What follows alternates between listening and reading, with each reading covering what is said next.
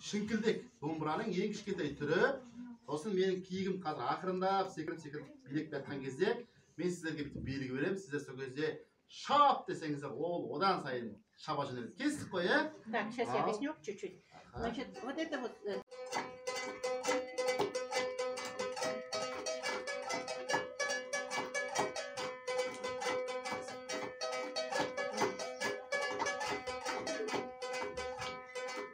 Ал. Ша! Побыстрее, поскакал, быстрее! Вот как вечеринки. Куда-то бежать вечеринку попадать.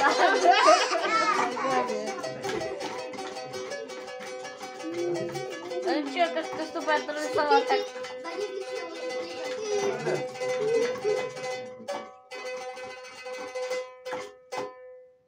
Дүниесі қазір сыбызғы аспабында Ерлан ағамыз ерекше дыбыстар шығарып келеді де, одан кейін жолбарыстың ақырған дауысын естіп көресіздер. Можно, да?